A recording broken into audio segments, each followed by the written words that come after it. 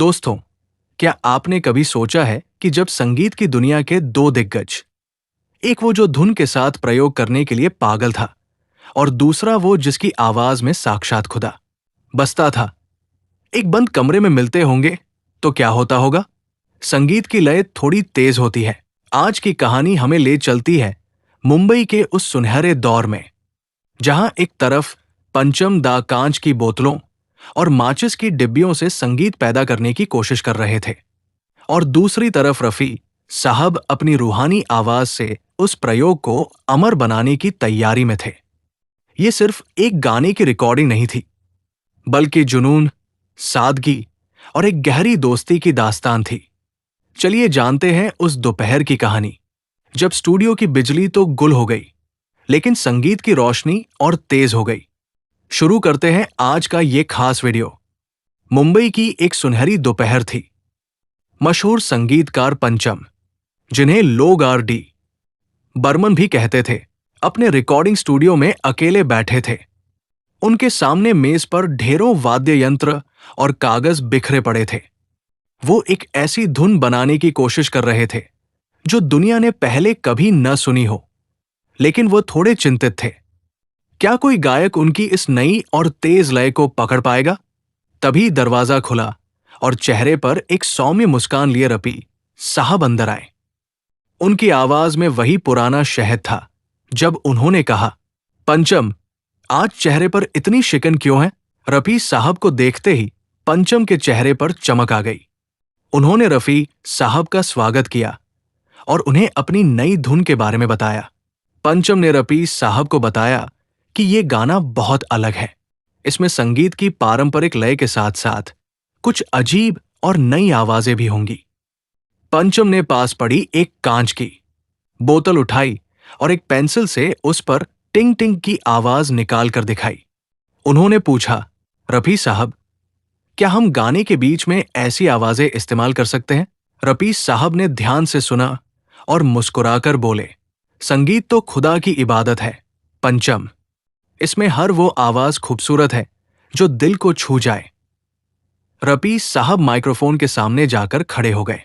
उन्होंने अपने गले को साफ किया और पंचम की उस मुश्किल धुन को गुनगुनाना शुरू किया। रिकॉर्डिंग के बीच में उन्होंने एक छोटा सा ब्रेक लिया। दोनों स्टूडियो के बाहर बेंच पर बैठे थे।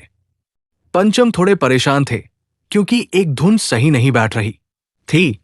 रफी साहब ने अपना थर्मस खोला और पंचम को चाय देते हुए कहा, बेटा, संगीत में तकनीक से ज्यादा रूह की जरूरत होती है।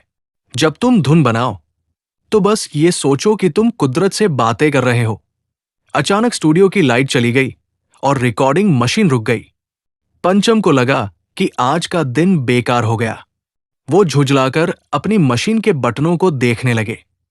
उन्हें डर था कि जो लय उन्होंने अभी पकड़ी थी वो उसे भूल न जाए। अंधेरे में भी रफी साहब की आवाज गूंजी। उन्होंने बिना किसी वाद्य यंत्र के वही धुन गुनगुनाना शुरू कर दिया। उनकी आवाज इतनी साफ और मधुर थी कि अंधेरा भी संगीत से भर गया।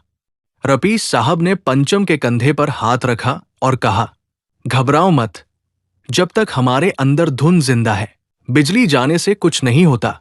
जब लाइट वापस आई तो पंचम में एक नई ऊर्जा थी। उन्होंने माचिस की डिब्बी उठाई और उसे हिलाकर एक नई ताल बनाई। रफी साहब ने उस ताल को तुरंत पकड़ लिया और उसमें अपनी जादुई आवाज जोड़ दी। वे दोनों मिलकर एक नया प्रयोग कर रहे थे जो संगीत के इतिहास में यादगार बनने वाला था। आखिरी टेक पूरा हुआ। रफी साहब ने वो ऊंचा सुर लगाया जिसे सुनकर स्टूडियो में मौजूद हर शख्स की आंखें नम हो गई। जब गाना खत्म हुआ तो पूरे स्टूडियो में कुछ पलों के लिए खामोशी छा गई। ये खामोशी उस महान संगीत के सम्मान में थी जो अभी अभी रचा गया था।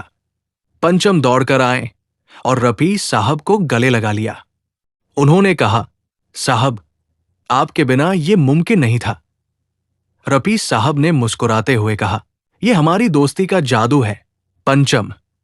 उस दिन उन दोनों ने न केवल एक बेहतरीन गाना रिकॉर्ड किया, बल्कि ये भी सिखाया कि जुनून और दोस्ती मिलकर नामुमकिन को मुमकिन बना सकते हैं। तो ये थी वो शाम जब पंचम दा की तकनीक और रफी साहब की रूह ने मिलकर संगीत का एक नया अध्याय लिखा। हमें इस कहानी से ये सीखने को मिलता है कि संसाधन चाहे कम हो या हालात खिलाफ, अगर आपके अंदर जुनून और सच्ची दोस्ती है तो आप इतिहास रच सकते हैं। स्क्रीन पर सब्सक्राइब और लाइक का ग्राफिक आता है। अगर आपको संगीत के इन दो फरिश्तों की ये कहानी पसंद आई तो इस वीडियो को लाइक जरूर करें और हाँ, कमेंट्स में हमें बताएं कि आपका पसंदीदा डी बर्मन और रफी साहब का गाना कौन सा है।